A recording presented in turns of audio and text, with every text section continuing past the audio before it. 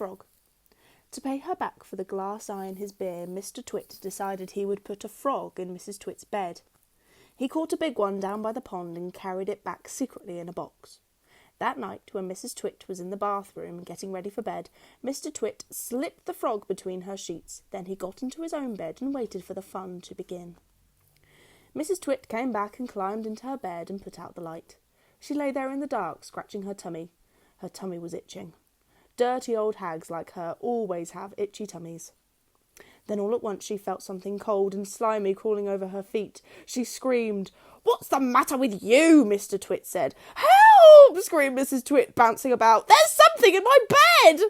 "I bet it's that giant skillywiggler I saw on the floor just now," Mr. Twit said. "The what?" screamed Mrs. Twit. "I tried to kill it, but it got away," Mr. Twit said. "It's got teeth like screwdrivers." "Help!" screamed Mrs. Twit. "Save me! It's all over my feet!" "It will bite off your toes," said Mr. Twit. Mrs. Twit fainted. Mr. Twit got out of bed and fetched a jug of cold water. He poured the water over Mrs. Twit's head to revive her. The frog crawled up from under the sheets to get near the water. It started jumping about on the pillow. Frogs love water. This one was having a good time. When Mrs. Twit came through, the frog had just jumped onto her face. This is not a nice thing to happen to anyone in bed at night. She screamed again. "By golly, it is a giant skillywiggler," Mrs. Twit said. "It'll bite off your nose." Mrs. Twit leapt out of bed and flew downstairs, spent the night on the sofa.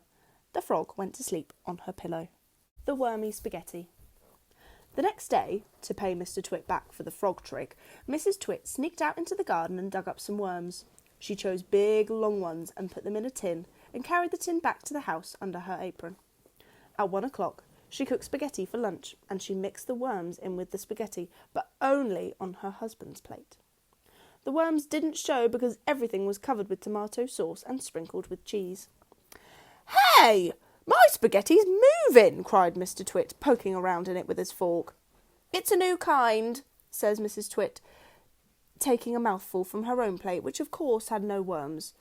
"It's called squiggly spaghetti. It's delicious. Eat it up while it's nice and hot." Mr. Twit started eating, twisting the long tomato-covered strings around his fork and shoveling them into his mouth. Soon there was tomato sauce all over his hairy chin. "It's not as good as the ordinary kind," he said, talking with his mouth full. "It's too squishy." "I find it very tasty," Mrs. Twit said. She was watching him from the other end of the table. It gave her great pleasure to watch him eating worms. "I find it rather bitter," Mr. Twit said. "It's got a distinctly bitter flavour. Buy the other kind next time." Mrs. Twit waited until Mr. Twit had eaten the whole plateful. Then she said, "You want to know why your spaghetti was squishy?"